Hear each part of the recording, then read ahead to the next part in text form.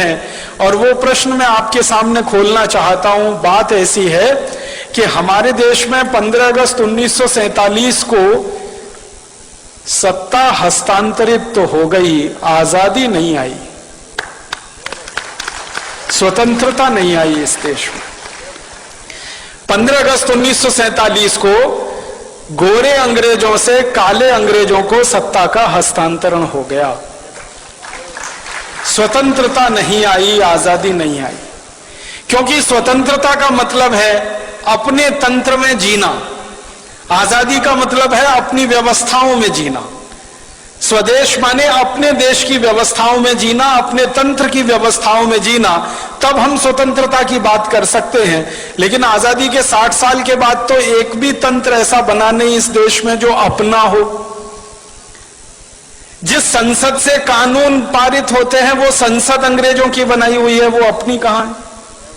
ये गोल गुंबद जो शून्य जैसा है, ये तो अंग्रेजों का बनाया हुआ ढांचा है 1927 में, जिसको महात्मा गांधी ने बहुत कड़े शब्दों में कहा था कि बम लगा के उड़ा दो इसको। गांधी जी के शब्द हैं ये। संसद को उड़ा दो, राष्ट्रपति भवन को उड़ा दो, क्योंकि वो वॉयसराय का घर हुआ करता था, गुलामी का प्रतीक है। तो गांधी जी से किसी ने कहा कि बापू आप तो अहिंसा वाले आदमी हैं और आप कह रहे हैं इसको उड़ा दो, तो उन्होंने कहा गुलामी के प्रतीकों को संभाल कर नहीं रखा जाता। कोई देश दुनिया में ऐसा नहीं है जो अपनी गुलामी के दौर के प्रतीकों को साज कर, संवार कर, धोकर और पोंछ कर रखता। हमने रखा हुआ है। हमारा तंत्र जो संसद हमने बनाई है, दुर्भाग्य से जिसको हम संसदीय लोकतंत्र कहते हैं, ये तो अंग्रेजों का सिस्टम है पूरा का पूरा, जिसको इंग्लैंड में वेस्टमिनिस्टर सिस्टम कहा जाता है, उसको हमने दुर्भाग्य से पार्लियामेंट्री डेमोक्रेटिक सिस्टम कहना शुरू कर दिया, जो कहीं से भी पार्लियामेंट्री नहीं है और कहीं भी डेमोक्रेटिक नहीं। आजादी आई नहीं है, स्वतंत्रता मिली नहीं है। बस इतनी ही स्वतंत्रता और आजादी है जो मैं आपसे कह रहा था कि पहले गोरे अंग्रेजों का शासन चलता था, अब काले अंग्रेजों का शासन चलता है। व्यवस्थाएं सबकी सब वही हैं, कानून सबके सब वही हैं, नीतियां सबकी सब वही हैं। सब कुछ अंग्रेजों के जमाने का आज भी चल रहा है इस देश में। इसलिए हमको आज भारत स्वाभिमान की तरफ से स्वदेशी की बात फिर करनी पड़ रही है, क्योंकि सब कुछ अधूरा है 15 अगस्त 1947 के बाद। मैं आपको बहुत दुख के साथ एक बताना चाहता हूं, अंग्रेजों ने भारत को गुलाम बनाया और भारत जैसे 50 देशों को गुलाम बनाया। उनमें से कुछ देश हैं जैसे कनाडा है, ऑस्ट्रेलिया है, न्यूजीलैंड है, ये एक ग्रुप के देश हैं। भारत है, पाकिस्तान है, बांग्लादेश है, ये दूसरे ग्रुप के देश हैं। मॉरिशस है, श्रीलंका, ये तीसरे ग्रुप के देश हैं। ये ग्रुपिंग किस तरह की है? अंग्रेजों ने 3 तरह के देश गुलाम बना के रखे थे। एक देश को अंग्रेज कहा करते थे self governing colonies. Self governing colonies में ये था कनाडा, ऑस्ट्रेलिया, न्यूजीलैंड, ये अंग्रेजों का गुलाम था, लेकिन इनकी कैटेगरी थी सेल्फ गवर्निंग कॉलोनीज। माने वो देश कुछ कुछ अपने हित के कानून खुद भी बना सकते थे, लेकिन ज्यादा कानून अंग्रेज बनाते थे। दूसरे ग्रुप में श्रीलंका, मॉरिशस जैसे देश थे, जिनको क्राउन कॉलोनीज कहा जाता था उस जमाने में। क्राउन कॉलोनीज में श्रीलंका था, मॉरिशस था, ये सूरीनाम वगैरह ये देश थे। और तीसरा था डिपेंडिंग कॉलोनीज, उनमें भारत, पाकिस्तान वगैरह वगैरह थे। डिपेंडिंग कॉलोनीज सबसे खराब गुलामी का ढांचा था, सबसे खराब गुलामी का। उसमें क्या होता था कि आपको अपने हाथों, अपने देश के लिए, अपनी व्यवस्थाओं के लिए कुछ भी करने का अधिकार ही नहीं है। सब कुछ अंग्रेजों के पास है, आप तो उनके पूरे डिपेंडेंट हैं। तो वो हम डिपेंडेंट अंग्रेजों के हो गए, क्योंकि हमारे यहाँ गुलामी आ गई और वो हमारी कुछ छोटी मोटी गलतियों से आ गई। ईस्ट इंडिया कंपनी यहाँ व्यापार करने के लिए घुस गई। एक राजा था जहांगीर, उसने आगा न देखा न पीछा, लाइसेंस दे दिया व्यापार करने का। जैसे आजकल हमारे नेता विदेशी कंपनियों को व्यापार करने के लाइसेंस दे देते हैं, थोड़े से पूंजी के लालच में कि विदेशी पूंजी आएगी, थोड़ी विदेशी पूंजी आएगी। इन मूर्ख नेताओं को यह नहीं मालूम है कि बाहर के बोतल के दिए हुए खून से कोई मरीज जिंदा नहीं बचता। अगर किसी व्यक्ति का खून बनना बंद हो जाए, अगर किसी देश में पूंजी का उत्पादन होना बंद हो जाए, तो बाहर की पूंजी लाकर किसी देश का विकास नहीं हो सकता। जैसे किसी मरीज के शरीर में खून बनना बंद हो जाए, तो बोतल का खून चढ़ाकर कितने दिन जिंदा रखेंगे आप उस मरीज को? आखिर उसको आज नहीं तो कल अपना खून बनाना ही पड़ेगा, तभी वो जिंदा रहेगा। वैसे ही पूंजी की जरूरत है, तो पूंजी उत्पादन का तरीका बढ़ाना पड़ेगा, बनाना पड़ेगा, न कि ये कि हम भीख मांग के हमेशा पूंजी लाएंगे। तो विदेशी पूंजी पर आधारित ये देश बनाने के चक्कर में सारे दरवाजे खोल दिए। आजादी मिलने के 50 साल भी पूरे नहीं हुए, सारे दरवाजे फिर खुल गए। फिर से विदेशी कंपनियों का स्वागत है। ग्लोबलाइजेशन है, लिबरलाइजेशन है, प्राइवेटाइजेशन है, हजारों हजारों कंपनियों को बुलाया जा रहा है। हर एक क्षेत्र में उनको व्यापार करने का लाइसेंस दिया जा रहा है। जिन जिन क्षेत्रों में हम व्यापार करते थे अच्छा, वहां भी उनको बुलाया जा रहा है।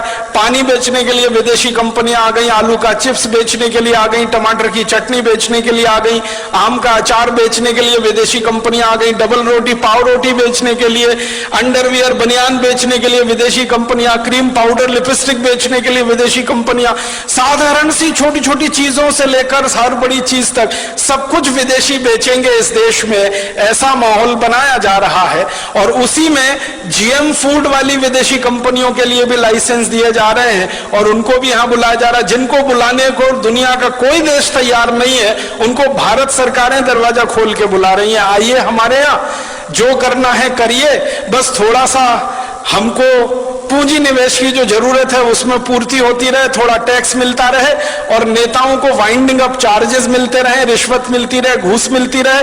हर विदेशी कंपनी के लिए दरवाजा खुला है। ऐसा लगता है कि भारत कोई खैराती धर्मशाला हो गया है जिसमें हर एक के लिए दरवाजा खुला है, सबको बुलने आने की खुली छूट है।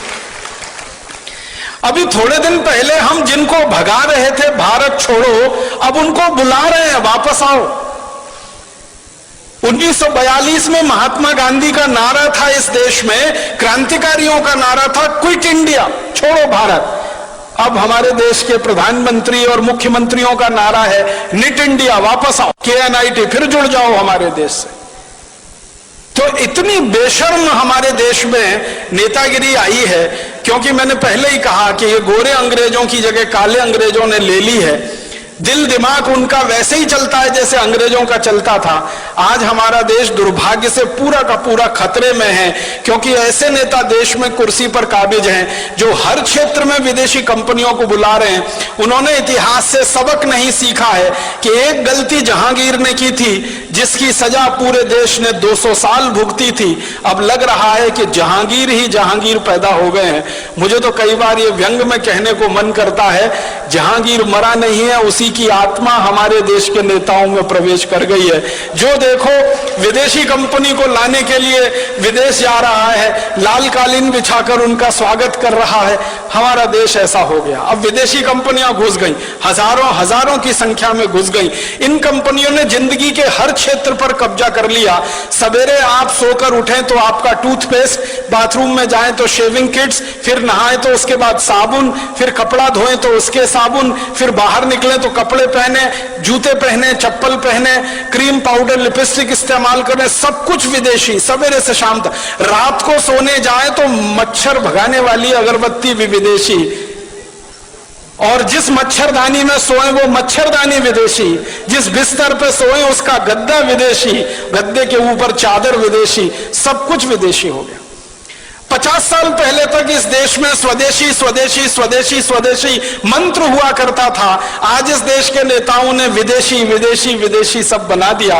तो आजादी के 60-62 साल में हर क्षेत्र में विदेशीकरण जब हो रहा हो, तब स्वदेशी की बात करनी ही पड़ेगी। और आजादी के 60-62 सालों में जब हर क्षेत्र में परावलंबन बढ़ रहा हो, तो हमें फिर स्वावलंबन की बात करनी ही पड़ेगी। इसलिए स्वदेशी से स्वावलंबन की बात आज हमें करनी पड़ रही है। मैं आपको एक बहुत खराब बात कहना चाहता हूं, लेकिन वो आपको जानना जरूरी है एक सच के रूप में।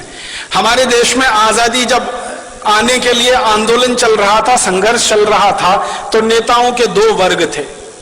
एक वर्ग था नेताओं का जो ये कहता था संपूर्ण आजादी चाहिए और अपनी शर्तों पर चाहिए, क्योंकि कोई भी देश दूसरे देश को गुलाम बनाए ये उसके संवैधानिक अधिकार का हनन है। किसी भी देश को गुलाम बनाना किसी भी सभ्यता में, किसी भी संस्कृति में, किसी भी समय में परमिसिबल नहीं है, उसकी अनुमति नहीं है।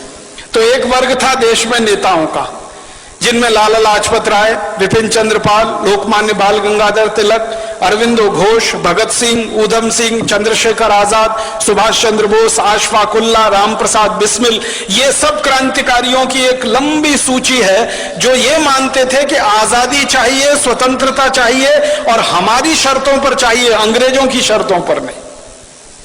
लेकिन इसी देश में एक दूसरा वर्ग था नेताओं का जो ये कहता था कि ना आजादी चाहिए ना स्वतंत्रता चाहिए, हमको तो अंग्रेजों की साठगांठ करके सरकार चाहिए। ना आजादी चाहिए ना स्वतंत्रता चाहिए, अंग्रेजों के साथ कुछ दोस्ती हो जाए, एक खराब शब्द है, कोलिशन बन जाए अंग्रेजों के साथ, गवर्नमेंट हो जाए हमारी। एक नेताओं का वर्ग ऐसा भी था जिसके नेता थे पंडित मोतीलाल नेहरू, जिसके नेता थे फिरोज शाह मेहता, जिसके नेता थे सुरेंद्रनाथ बनर्जी, जिसके नेता थे सुरेंद्रनाथ सेन। ये नेताओं का एक वर्ग था जो ये कहता था अंग्रेजों से गठजोड़ करके किसी तरह भारत में एक ऐसी सरकार बने जिसमें पंडित मोतीलाल नेहरू और उनके सहयोगी मंत्री हो जाएं और अंग्रेजों का प्रधानमंत्री रहे, ये उसके नीचे मंत्री रहे, बस देश में चलता रहे। आजादी की क्या मतलब, स्वतंत्रता का क्या मतलब। तो एक वर्ग था ऐसे नेताओं का जो अंग्रेजों से गठजोड़ करके सरकार बनाना चाहता था, और एक वर्ग था ऐसे नेताओं का जो संपूर्ण आजादी और स्वतंत्रता लाना चाहता था। दुर्भाग्य क्या हुआ, जब यह देश आजाद हुआ तो जिस नेता के हाथ में यह कमान गई या जिन नेताओं के समूहों के हाथ में देश की आजादी की कमान गई, वो वही थे जो अंग्रेजों के साथ मिलकर किसी तरह देश में सत्ता और गठजोड़ करना चाहते थे। तो मानसिकता अंग्रेजियत वाली थी। तो आजादी मिलते ही उन्होंने देश में वो कुछ भी नहीं किया जो होना चाहिए था आजादी के तुरंत बाद। हमारी भाषा विदेशी हो गई क्योंकि हम गुलाम थे। आजादी आई तो भाषा स्वदेशी होनी चाहिए, वो नहीं हो पाई। हमारी भूषा विदेशी हो गई थी जो आजादी के पहले थी, हमारी भूषा स्वदेशी होनी चाहिए थी, वो नहीं हो पाई। हमारा भोजन विदेशी हो गया था अंग्रेजों के समय में, अंग्रेजों के बाद हमारा भोजन स्वदेशी होना चाहिए था, वो नहीं हो पाया। हमारा भजन विदेशी हो गया था अंग्रेजों के जमाने में, वो भजन स्वदेशी होना चाहिए था, वो भी नहीं हो पाया।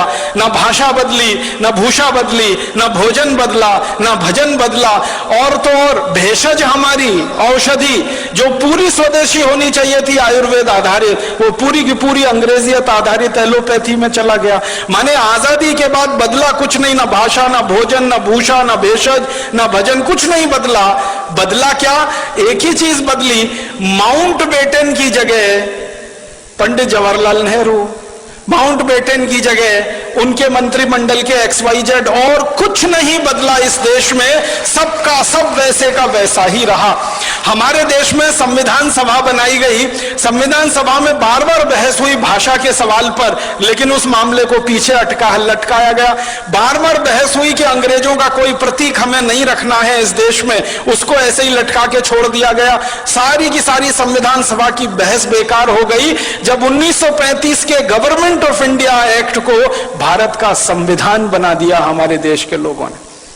बहुत दुख और अफसोस होता है, गवर्नमेंट ऑफ इंडिया एक्ट अंग्रेजों ने बनाया था भारत को 1000 साल गुलाम बनाकर भारत पर शासन करने के लिए, वो हमारे देश का संविधान बन गया। गवर्नमेंट ऑफ इंडिया एक्ट का कॉमा फुल स्टॉप और भारत के संविधान का कॉमा फुल स्टॉप आप मिला लीजिए, कोई अंतर नहीं है उसमें। और जब ये बात उठी तो ये कहा गया भाई जल्दी है, जल्दी है, जल्दी है, इतनी जल्दी में भारत का नया संविधान नहीं बन सकता, तो थोड़ा गवर्नमेंट ऑफ इंडिया एक्ट ले लिया, फिर अमेरिका के संविधान से, कनाडा के संविधान से, ब्रिटेन के संविधान से, यहां से वहां से वो कटिंग पेस्टिंग होती है ना, जैसे PhDs किए जाते हैं ना हमारे देश में। 10 किताबें इकट्ठी कर ली, फिर उसमें से 11 छप गई, वैसे ही दुनिया भर की 10 किताबें इकट्ठी हो गई, 11 हमारी बन गई। भारत का संविधान, जिसका सबसे बड़ा झूठ है वो वाक्य जिसमें कहा गया है हम भारत के लोग इस संविधान को आत्मार्पित करते। कब किया था कोई बता दे मुझे, भारत के लोगों ने उसको आत्मार्पित? संविधान सभा के कुछ नेताओं ने उसको आत्मार्पित कर लिया, तो वो भारत के लोगों ने आत्मार्पित कर लिया, ये कैसे कह सकते हैं? कभी रेफरेंडम करा के देख ले इस देश में, कब किया था हमने आत्मार्पित उस संविधान? कानून अंग्रेजों ने बनाए 34,735 हिंदुस्तान को गुलाम बनाने के लिए, सारे के सारे कानून बिना कोमा फुल स्टॉप के आज भी चल रहे हैं। इंडियन पुलिस एक्ट अंग्रेजों का बनाया हुआ, इंडियन सिविल सर्विसेज एक्ट अंग्रेजों का बनाया हुआ, इंडियन पीनल कोड अंग्रेजों का बनाया हुआ, क्रिमिनल प्रोसीजर कोड अंग्रेजों का बनाया हुआ, सिविल प्रोसीजर कोड अंग्रेजों का बनाया हुआ, और तो और इंडियन एविडेंस एक्ट अंग्रेजों का बनाया हुआ, इंडियन सिटीजनशिप एक्ट। हम भारत के नागरिक हैं नहीं है, ये भी अंग्रेज तय करके गए हैं। उस कानून के आधार पर हम भारत की नागरिकता पाते हैं या नागरिक हो पाते हैं। कानून वैसे ही है, भाषा वैसी है, शिक्षा पूरी की पूरी जो अंग्रेज छोड़कर गए थे वही की वही है, स्वास्थ्य व्यवस्था, चिकित्सा व्यवस्था जो अंग्रेज छोड़कर गए थे वही की वही है। हमारे देश की एक भी व्यवस्था नहीं बदली है सिवाय एक नाम बदलने के, कि जहां पहले माउंटबेटन का नाम होता था, कर्जन का नाम होता था, लिलिथगो का नाम होता था, वॉरेन हेस्टिंग्स का नाम था, क्लाइव का नाम था, वहां पर अब हमारे हिंदुस्तान के कुछ देशी नाम आ गए। व्यवस्था सब की सब वही है। और तो और मैं आपको एक शर्म की बात बता रहा हूं, आजादी मिलने के 50 साल बाद तक हिंदुस्तान की संसद में बजट शाम को पेश होता था, शाम को 5 बजे। आजादी मिलने के 50 साल बाद तक। क्यों? जब हमारी संसद में शाम के 5 बजते हैं तो लंदन की संसद में सवेरे के 11:30 बजते हैं। ब्रिटिश संसद में सवेरे 11:30 बजे किसी को सुनना हो बजट तो अंग्रेज सुन सके, इसके लिए आजादी मिलने के 50 साल बाद तक, सन 1997 तक बजट शाम को 5 बजे आता रहा। इतनी गुलामी में यह देश रहा है, इतनी गुलामी। अंग्रेजों ने वंदे मातरम को बैन कर दिया था हमारे देश में। आजादी मिलने के 50 साल बाद तक हमारे देश की संसद में वंदे मातरम नहीं गाया जा सका। ये शर्म की बातें हैं हम सबके लिए। तो इसलिए हमारा मानना है, कम से कम मेरा तो मानना है, आजादी आई नहीं है, स्वतंत्र, कम से कम मेरा तो मानना है आजादी आई नहीं है, स्वतंत्रता मिली नहीं है, सत्ता का हस्तांतरण हो गया, गोरे अंग्रेज चले गए, काले अंग्रेज आ गए, देश वैसे ही चल रहा है, व्यवस्था वैसे ही चल रही है। इसलिए न किसानों की हालत सुधरती है, न मजदूरों की हालत सुधरती है, न गरीबों की हालत सुधरती है, न मजलूमों की हालत सुधरती है। क्योंकि ये व्यवस्था जो आज चल रही है ये तो अंग्रेजों ने बनाई थी लूट के लिए, खसोट के लिए, बर्बादी के लिए। आजादी मिलने के बाद अगर व्यवस्था वही चलेगी और आप ये कहो लूट ना हो, तब तो ये होने वाला नहीं है। लूट तो इस व्यवस्था का मुख्य आधार है। पहले अंग्रेज लूटते थे, अब हमारे ही काले अंग्रेज लूटते हैं इस देश को। पहले अंग्रेज लूटते थे इस देश को और लाखों करोड़ों रुपया लंदन लेके जाते थे। एक अंग्रेज का जानकारी देके मैं खत्म कर रहा हूं। रॉबर्ट क्लाइव नाम का एक अंग्रेज था, हिंदुस्तान आया, बंगाल का राजा बन गया, गवर्नर हो गया, लूटना शुरू किया उसने। कलकत्ता नाम के शहर को 7-8 साल लूटा।